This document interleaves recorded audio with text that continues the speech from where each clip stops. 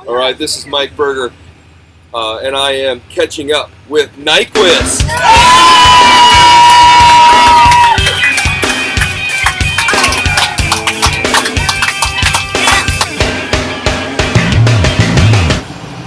Hey, how's it going, everybody? I'm here with my former student, former wrestler of Dallas Center Grind, Brett Nyquist. All right, so native of Grimes. That's right. You know, tell me how, you know, the roots of the whole process of your video series started and what you've done since Dallas Center Grimes. Okay. The roots of the show called Catching Up with Nyquist actually came from an idea. I really liked Seinfeld, the series Seinfeld, and Kramer has this talk show, an honest talk show where his friends Jerry, Elaine, George, and Newman. And so I thought, it's not a bad idea. And Great idea. mainly boredom. And so out of those two, I decided to do Catching Up with Nyquist. And it went pretty well. It really did. About a week ago or so, I went through the entire video library of this first season, and it really inspired me to want to have kind of a spin-off, so to speak, with you, and place that on my YouTube. And I hope you don't mind if I tie you into it or give you a copy of this for you to be able to add to your library. Absolutely, that would be great. And the one thing I liked about your series, Catching Up with Nyquist, again, you can find it on Twitter, you can find it on all kinds of forms of social media. It is the way that the whole thing is broke down. I really appreciate that. And one of the segments on your series was we showed video. You showed pictures. Yes. So you go into your phone and you find a picture that you like. That's right. And you would ask your guest about the image. Yeah. So what I've done is, again, in true form of maybe completely theft or stealing your thunder a little bit, your approach, I found a couple images. Okay. That I'd like to, just as topic starters. Sure. So tell me about this one. This is my sister. Stephanie Nyquist. Stephanie Nyquist. She got married this summer to Alex Raish. He's my new brother-in-law. Like him a lot. Couldn't be happier to have him as a brother-in-law. So you and your family, pretty close-knit family. I mean, it sounds like you spend a lot of time living with family, living with a grandmother, and spending a lot of really awesome time with your family. And it seems like you and your family do a lot of things together. That's right. What are your favorite things to do with your family? It seems like a very sports-centered family. Sports-centered. My grandma and I, we did a lot of watching sports. We did a lot of card games, a lot of cribbage, a lot of competition. When I'm with my sister... Does grandma win, or does grandma... I always win. You always win? Yes. Oh. One time we played Scrabble, and I won 364 to 28. Uh-oh. Yes. So you're not having mercy on grandma? Not one bit. This is more of a blast from the past type of image that I'd like you to explain. Yeah. This is kind of an interesting collection of high school memorabilia, so to speak. It is. That was that high school baseball all-star game where they brought all the high schools together, and a couple of my buddies from Adel were on the team. And I decided, actually, I think it was, I didn't bring my helmet with me. I'm kind of a forgetful person. You are. You can be, you say. And I decided to borrow one of their helmets. Someone in the stands decided to snap a photo. It was pretty provocative. It just got the people on Facebook talking about my allegiance to Dallas Center Grimes. Right. Was I really loyal to them or not? Well, and I think that's kind of a, but that's a good show of sportsmanship on your part to be able to say, we're putting aside school iconography, so to speak, and we're all playing as a collective, Yeah, it brought us together too. It was a good time. Yeah, that's pretty great. Now, there's another segment that you always have on your thing, called Girls, Girls, Girls. Yeah. Girls, Girls, Girls. I mean, and that is, you use that on all of your episodes, a segment called Girls, Girls, Girls. So I got a couple questions on that particular topic. So the first one revolves around a classmate of yours who you are, I know you're great friends with. She's a sweetheart of sweethearts. Her name is Brooke. Yes. Now, I want you to talk, just because I think that some people are just, they're curious about the friendship between you and Brooke, and how that all started, and that to me is a great, heartwarming story. Yeah, definitely. Always been friends with Brooke. She always, no matter what was going on in my life, whenever I came to school and saw Brooke, she always put a smile on my face, always laughing, always a happy girl. And it seems like with everybody all the friends you have, everyone's trying to find happiness, but it seems like Brooke kind of has always had it, and I was always... She's got that figured out. Exactly. That's one thing she has figured out, and I always admire...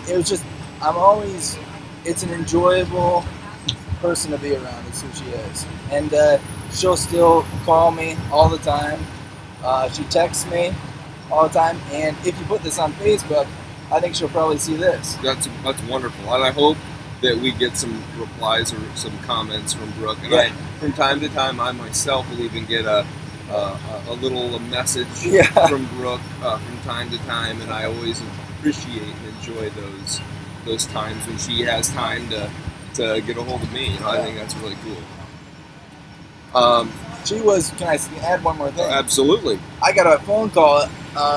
She was a little upset the other day with me because I changed my profile picture from a picture where you could see my face to a picture of the Home Alone house, and I was kneeling in front of it, and she wanted me to turn it back so that she could see my face again. It was pretty funny. She was pretty upset. And I can understand that. You are a very handsome man. Thank you. And we want to make sure that we can see your face on your Facebook profile page. And I think that's not completely out of line on our part to request that. That's right. Because I myself thought the very same thing. I thought, why is there a picture of this house when I really want to just be looking at Brett? So I can completely appreciate where she's coming from on that. And it's in a completely platonic way. Yes. Not a creepy... No, there's nothing wrong with that. I can appreciate a man, too. Okay, well, I appreciate your appreciation. So, the next spin-off question with the under the girls tag or whatever. It's no secret to your close friends that you've had your fair share of romances in the past. That's correct. So where are you at? December 2015. Where's Brett Nyquist at? December 2015. I'm still looking. I've had a few relationships this year. In the spring and summertime, I dated a girl named, she never told me her actual name, but her name was Moonflower. She was a hippie. Okay. Was she hairy? She was very hairy, and that's one of the things that led to the breakup is... She wouldn't get rid of it. She wouldn't get rid of it. She had these dreadlocks, which I really liked. Dreadlocks and then a bandana, but she also had hair in her armpits, which to me, just personally, is a major turnoff. Yeah. But and it's no disrespect to any gals out there that like to have hair in their armpits. It's just like, it's kind of like Chinese food. Some people love it. It's just not for me. You don't like Chinese food? I'm not a big Chinese food guy, nor am I female hairy armpits guy. Okay. I'm with you on the hair. Yeah. Chinese food, maybe you just haven't had the right stuff. That's right. I mean, I don't know. Maybe you just got to keep trying it. I do like crab angoons. So maybe you need to just try other girls with hairy armpits, and maybe it could be just Moonflower that I dislike, not the hairy armpits. And who do you think came up with the name? Did she dub this herself? Yes. This is her own invented name. It was her own invented name, and she's very proud of it. And I actually met her in a social issues class at Grandview, which is not really the class you want to have with a hippie, because she was very vocal. She always had a stance on everything, but whatever, you saw past that a little bit. Yeah, she was very attractive. But and another thing, besides the hair, I also noticed after a couple of weeks she did not smell very good. Oh, she was anti-perspirant. Antiperspirant and anti-deodorant, and she also was greasier and greasier every time. I think she did not take very many showers, but she had a great personality and was pretty attractive. You know, but sometimes looks just aren't enough. Exactly, The especially whole, when there's it's not that you gotta have more than that. That's right. But yeah, so that's ended, and we keep in touch every now and then, but nothing. Nothing too. Yeah. Right. So, again, there are another segment that you typically have on your show, catching up with Nyquist show, which is again world famous show. Yeah, our crowd's getting a little out of control. That's all right. We're all good. It's not often that you have a talk show centering on school bus. I mean, That's right. am I right? That's right. That's But right. but at any rate, another topic that another component of your show that you oftentimes have is a component of storytelling, story time component. Yeah. And I have my Brett Nyquist stories. I'd like to hear it. Yeah. But I also want to know, do you have any story? I mean, I can share, or you can go, or you can start it off, but yeah. I mean, there are several, but one of them that really pops to my mind, and this may be not overly positive. That's like most of them story, or like wow, this is a really great thing to bring up. But Brett is kind of a first of his kind in that he is the first, to my knowledge, Dallas Center Grimes wrestler to ever qualify for the state tournament and not actually compete in the state wrestling tournament. That's right. And which is kind of, it's like, oh my God, that's kind of a bummer. Yeah. Thanks for bringing it up, Jared. Kind of a story. But, do you want to recall that from your own point of view? Just because I think, every wrestler, I think, is like, I got to make it to the state tournament. But really, maybe there's more to the sport than just wrestling at the state tournament. Yeah, but that's true. Here's what happened: is we had a practice on Monday, and the state tournament started on a Thursday, I believe it was Wednesday or Thursday, and I had a shoulder injury during the practice. A kid from Urbandale had headlocked me, and I hurt my shoulder, and then, Coach Kopecki saw it the whole time. He knew it was bad right away, and we went to a doctor that night. He said he wasn't sure. Went to a doctor in the morning. The doctor in the morning, this is kind of interesting, out his window was Wells Fargo Arena, and at that point I thought, if I could just get some pain medication, I could suck it up and go. And I told my dad was there with me, I told my dad, I'm going to compete in the same place I saw the Red Hot Chili Peppers, which is one of my favorite bands. Right.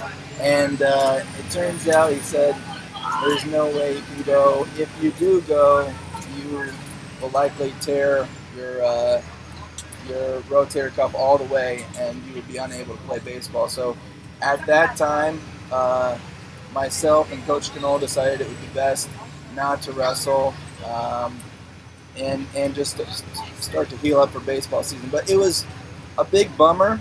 But I also, kind of realized. And baseball was your primary sport. That's right. I kind of realized it was a huge letdown, because it's one of those things that your whole life you work towards. But I think I realized that there are more important things that some people can, I don't know how I'd say it, but there are more important things in life that I could have, that I did, like a great family. I had a great family at home, great friends. It was just a time where you realize what you really have, just because you didn't get it. I don't know. It was really disappointing, but yeah. Right. So are there any stories that you have of high school, or reminiscing, or things you want to... I do have one story, that because you said story time yesterday when you told me that we were going to do that, and one story I thought of, was, you know Dan Hector, right? Yes. Okay. I know Dan Hector well. Dan, and you know his father. I do. Dave Hector. One of my absolute favorite teachers in high school, and kind of a bit of a mentor as a professional teacher. Yeah. Mr. Hector is always, Mr. Hector is an icon to me as a professional. Absolutely. You saw both sides of him, both right. as a student and as a teacher. Absolutely. Very nice. Yeah. Well, one spring break, Dan and I had become friends because we were on the 2008 DCG baseball team together. Right. And one spring break, after he had gone off to college, he came back and I said, "Do you want to go to a Creighton baseball game?" And he said, "Sure." So it was March, and we decided to go to a Creighton baseball game that day. And we take off, and both of us have relatives from Southwest Iowa, so we're very familiar with the road. And we get in this conversation. We can't stop because we're just catching up from his college experiences. And all of a sudden, about an hour and 15 minutes into the ride, he goes, "Does this look right? Does this road look right?" And I said, "I don't think it does." About 2 minutes later, it says, "Welcome to Missouri." Uh-oh. We had taken the wrong, and this was before you have it on your phone right. and everything. We had taken the wrong the wrong interstate, and so we go into Missouri, and we're not going to make it in time for the game in Omaha, and so we don't know what we're going to do. So we see a place where you can buy fireworks. So we thought, we can't do this in Iowa, so we go buy fireworks, and we bought probably, I'm not kidding, probably 600 fireworks, and they were very cheap fireworks. So it cost probably $7-8. It was just a bunch of little ones. And we said, well, where are we going to light these off? And we can't do them in the middle of town. And so we went out on a country road, on a gravel road, and lit them off in a ditch. And the very first one I lit and put it in a Powerade bottle. I'm not really sure why. And threw it, and it went off, and it was very uneventful. It was daytime, and it was a color one, so it was not very cool. Kind of boring. And it went off. I was like, that's all right. And so I go to get the next one, and I turn back around, and it had burnt through the Powerade bottle and went onto the ditch, which was in March, is very light, round, very dry. And it starts going, and it's going, and I don't even think to stop it out or anything. It's going too fast. I can't stop it out.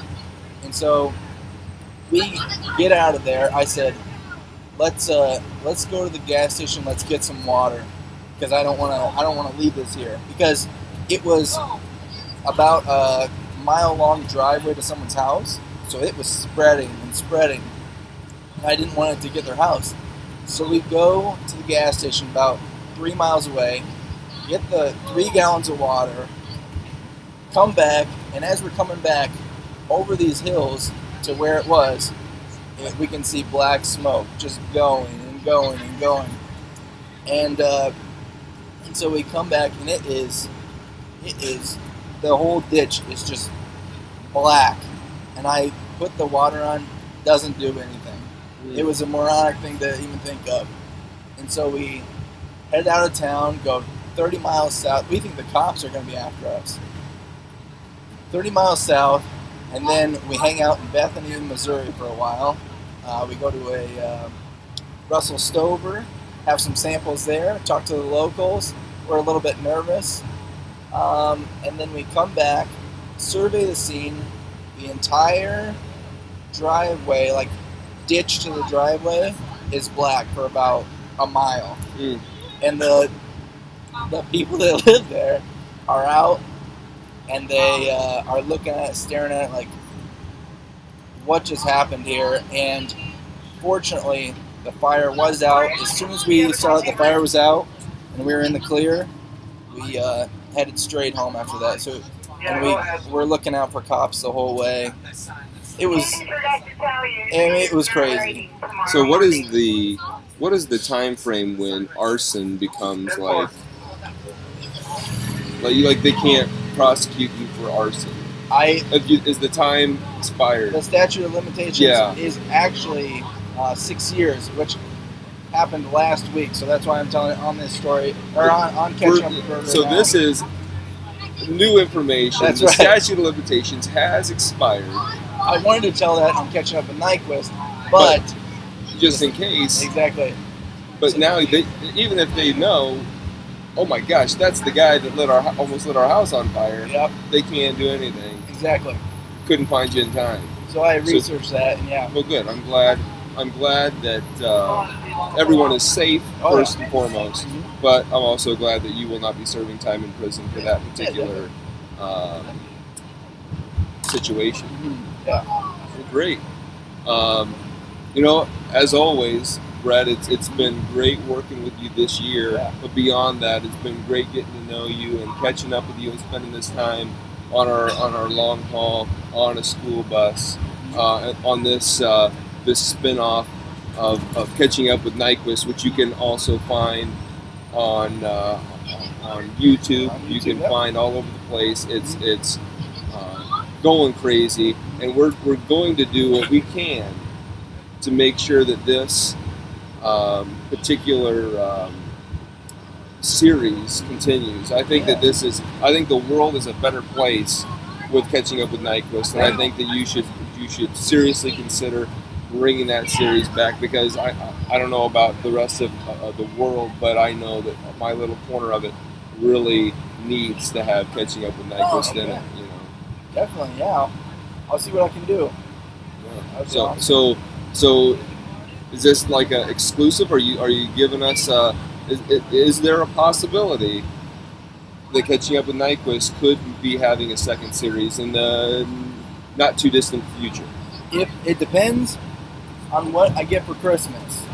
Okay. If someone gets me a camera, we're doing it. It's on. That's right. So let's do this, America. Let's start a GoFundMe account, Catching Up with Nyquist, and we'll raise those funds to get world-class equipment, world-class staff, like you always have. I know you had a very good crew. You had Josh Kidman. That's right. As your editor and did a lot of the work on that particular series, and you did a lot of the directing and you were the kind of the front man of the whole thing. So hopefully we can get the old team back together again, maybe some familiar faces, and I think so. Maybe some new episodes as well. Well, great. It's glad to hear. I'm glad that I can bring that information out to the DCG public. All right. Well, glad to see everyone, and hope you'll enjoy this episode of this spin-off of Catching Up with Nyquist with the one and only Brett Nyquist. I've been your Sergeant at Arms, Mr. Burgher, Mr. Mike Burgher, for those of you that have had me or don't know me or whatever. So here it is.